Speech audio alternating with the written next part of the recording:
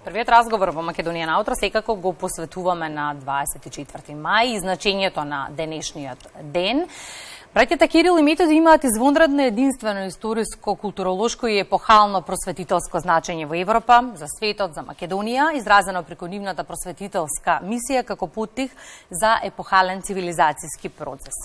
Темелот на овој културолошки процес е создавањето на првата словенска азбука глаголицата, за суштината и значењето на мисијата на браќата Кирил и Методи и за тоа колку достојно ги спомнуваме и празнуваме. Разговараме со првиот соговорник во Македонија на утро. Велам добро утро за професор доктор Борчо Арсов од Институтот за македонски јазик. Добре ни дојдовте. Добро утро и добро ве најдов. Почнуваме со темата за која што се чини најмногу и се зборува на денешен ден, но на 24 мај не е единствениот ден за кој што треба да зборуваме за значењето на генерално писменоста, браќата Кирил и Методи и нивната мисија. Во историјата, професоре, на секој народ постојат личности кои што генерално оставиле белег и со своите вредности поставиле темели за идните генерации и секако меѓу овие личности се и браќата Кирил и Методи. Колкава е вредност, еве така некако да го започнеме и разговорот, колкава е вредноста на браќата Кирил и Методи за словенските народи? Така, најпрво благодарам за честа што ме поканивте да зборуваме за вака едни убави теми во ова утро празнично.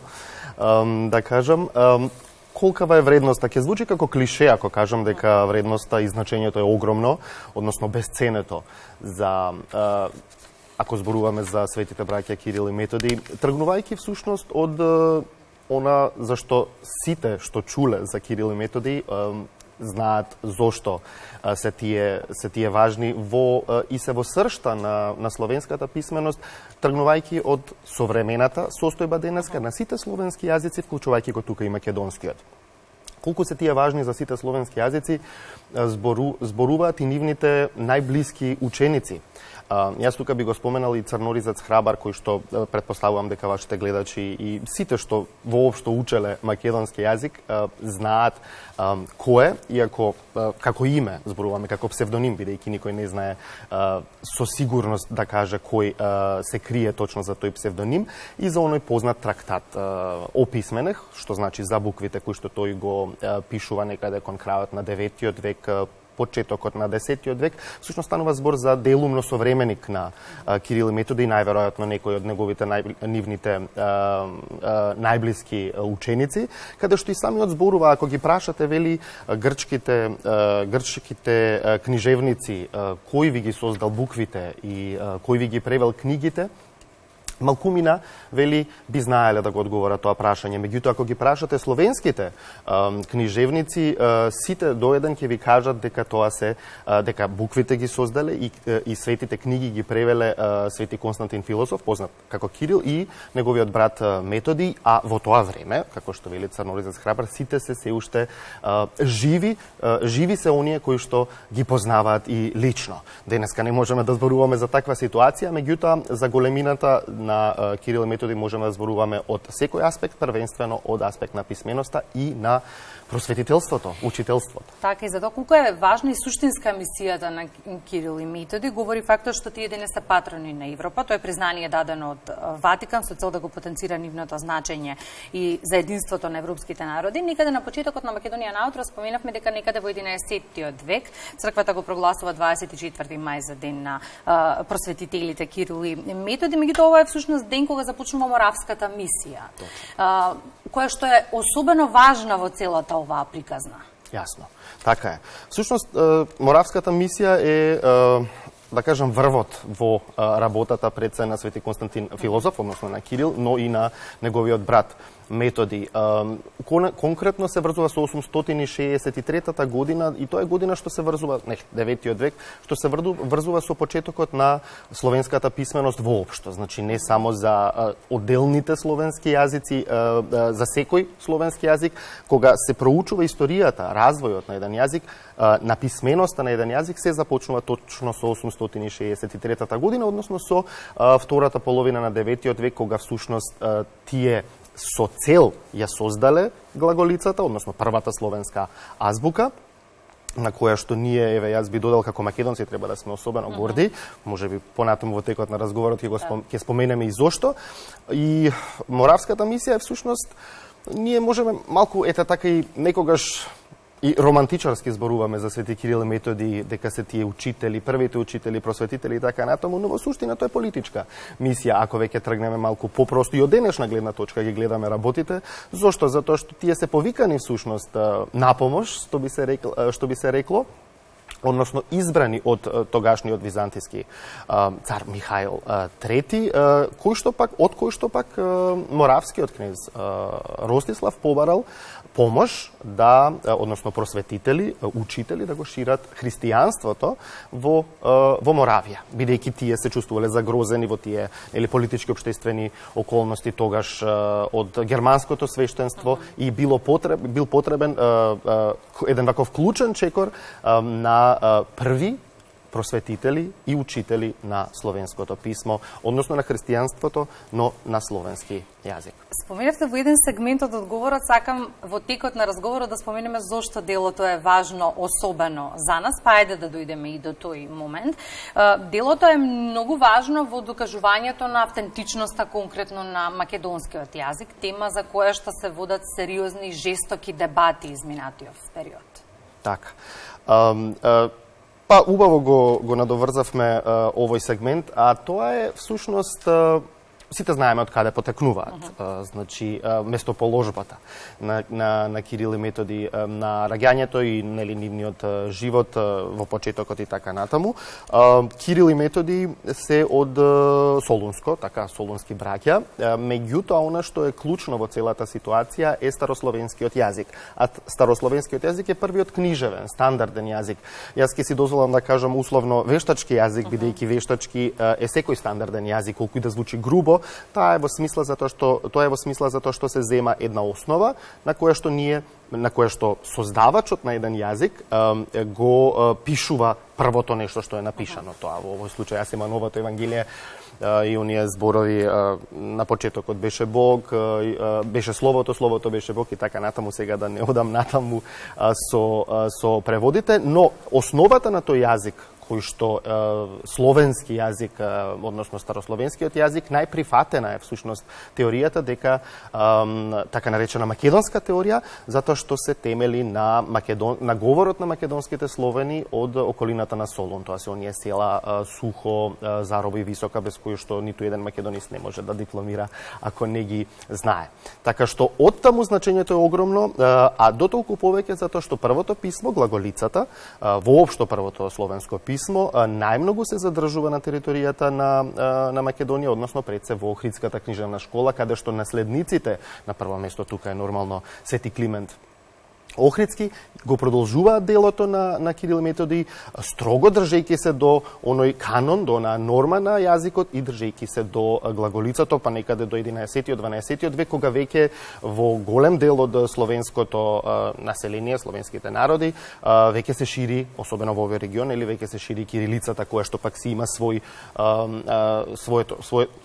настанување некаде во Преславската книжевна школа. Слушајќи ве, нема простор да се дискутира за автентичноста на македонскиот никако. Во еден сегмент од разговорот, слушајќи ве, споменавте за делото на Кирил и Методи, многу често изминативе години се зборува на романтичарски начин, но колку е важно да се популаризира и актуализира истото, но не онака на романтичарски, како што споменавте, како што се правело во 19-тиот век. Особено е важно. Не велам дека не се обележува значењето, не се обележува името на Кирил и Методи, особено на овој ден, 24 мај, кој што се врзува со почетокот на Моравската мисија. Ние знаете, сите знаеме дека тие си имаат посебни денови на раѓање и на умирање, си имаат посебни денови кога се прославуваат, меѓутоа заедно се прославуваат токму на овој ден. И некако многу ние тргнуваме секогаш со писменоста во оваа ситуација, што е клучно, што е многу важно. Меѓутоа, кога зборуваме за одбележувањето од современа перспектива писменоста би ја сватиле и малку пошироко. Значи, тргнувајќи од она основна дефиниција, да кажеме, да се знае, да се чита, да се пишува, меѓутоа понатаму доаѓаме и до оној сегмент на функционалната писменост, што е особено важна, а за која што имаме неславни бројки, за жал, меѓу младата генерација во нашата држава, меѓутоа и понатаму медиумската писменост, што е многу значајна, вклучувајќи тука и критичкото мислење, и така натаму. Има многу начини како ние може да го одбележиме и да им се одолжиме на некој начин на Кирил и Методи за работата. И колку знаејќи во кое време и какви услови делувале, а правеле такви револуционерни промени, треба да бидат поттик за ние да создаваме и креираме дела и вредности кои ќе бидат пример за идните генерации и колку го правиме тоа во пракса? Па несомнено, тие се огромна инспирација и тоа пак ќе кажам, ако зборуваме за развојот на еден јазик, словенски јазик без разлика кој е тој, дали е македонскиот или рускиот, секогаш тргнуваме од сегментот за книжевен, писмен јазик, велам, секогаш тргнуваме од 9 век, секогаш тргнуваме од старословенскиот јазик, така што ако веќе зборуваме за потик, таму би требало да почне, ако зборуваме за историјата на јазикот. Меѓутоа, ако зборуваме за писменоста, ако зборуваме за за просветителството, за учењето на младите генерации, тоа е секојдневно. Секојдневно ние всушност се инспирираме од Кирил и Методи. Како што кажав, извинете што ве прекинам, како што кажав, тоа е всушност денес не е само ден на писменоста, денес е ден на учителите, така? Апсолутно да, но ја споменавте во неколку сегменти функционалната писменост и за тоа вреди секако да се дискутира надолго и на широко, бидејќи споменавте имаме неславни резултати, особено во нашата земја. Каква би била реакцијата кога одстрана би гледале? Кога ние би гледале одстрана или Кирил и Методи, веројатно. Па ајде ќе продискутираме и за нас, односно за вас, професорите. Интересно е ако во овој, да кажеме, сегашен момент ги си замислиме како би размислувале Кирил и Методи, меѓутоа несомнено е дека не би ги разгледувале работите од ист аспект, затоа што нивната суштинска работа, пак ќе речам, е политичка. Значи, тие се мисионери. Нивната работа е да го шират христијанството на словенски јазик разбирлив за она население каде што тие биле пратени. Така. Напредувавме на тема писменост? Па јас мислам дека има напредок, меѓутоа има уште многу простор да се работи. На што? Имајќи предвид дека вие надолго и на широко работите на оваа тема низ годиниве.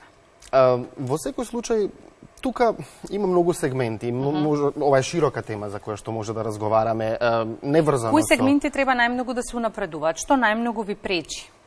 Па, во суштина, она што е клучно како од денешна перспектива, а тука можам да зборам само од аспект на македонскиот стандарден јазик, тоа е неговата употреба, односно неупотреба онаму каде што треба. Да тргнеме од вас, медиумите.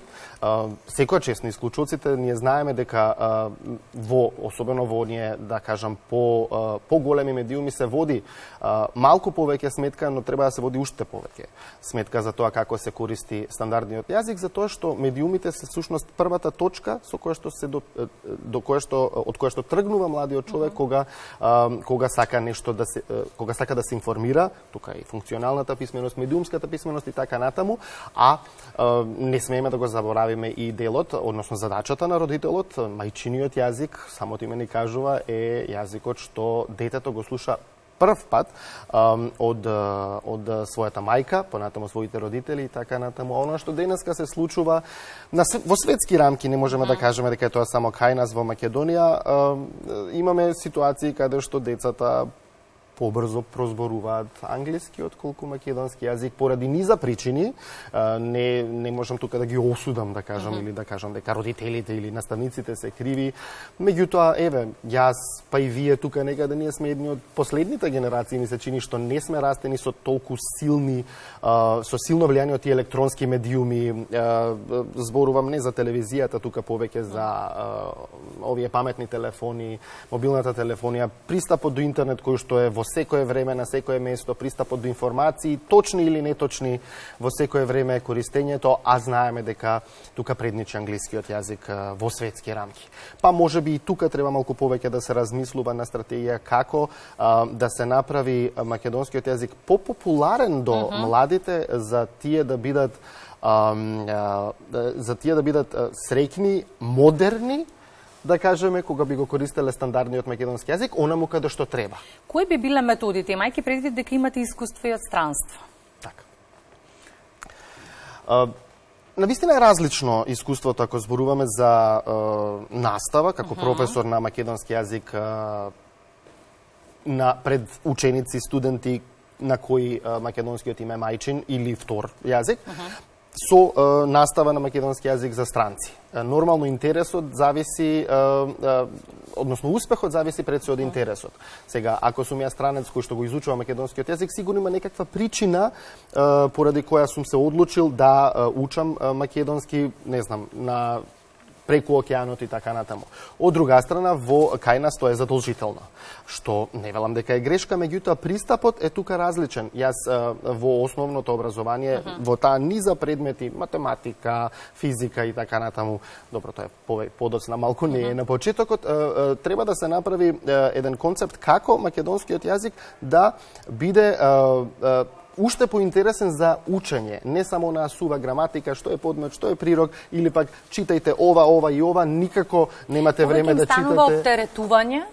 Па на некој начин да, знаете, нешто кога е наметнато, тоа секогаш носи отпор. Не велам дека тој отпор е сега, не сакам да учам македонски затоа што ми е наметнато, туку едноставно секогаш има простор за да се најде една стратегија како повеќе на посуптилен, да кажам, начин, особено преку овие електронски нови медиуми, да им се доближи јазикот. А тоа со состојбата на порталите и јас слободно ќе си кажам, очајниот изглед на стандардниот македонски јазик, тешко ќе го постигнеме.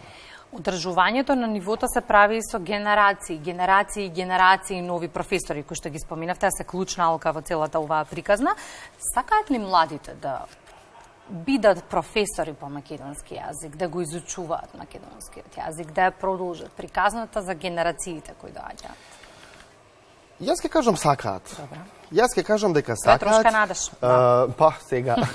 Па тргнувам од себе, добро, јас можеби не сум меѓу најмладите генерации, меѓутоа мојата љубов кон македонскиот јазик не е од факултетското образование. Мојата љубов произлегува уште од основното. Меѓутоа, пак ќе кажам, за се тука најголемо влијание имаше професорот. Мојата професорка по македонски јазик од 5 до 8 во моето основно училиште, таа пред се ми ја вроди љубовта кон македонскиот јазик, кон граматиката и така натаму. И пак ќе речам, можеби не е на завидно ниво, интерес постои, но треба да се создадат и услови. Имам уште многу прашања, но ќе оставиме простор за следно гостување во утринската програма. Благодарам за денешната и можноста да отвориме тема за која што треба сериозни дискусии. Благодарам. Ви благодарам и вам за поканата. И да, останаа многу работи некажани, но тука сме за да се... Благодарам.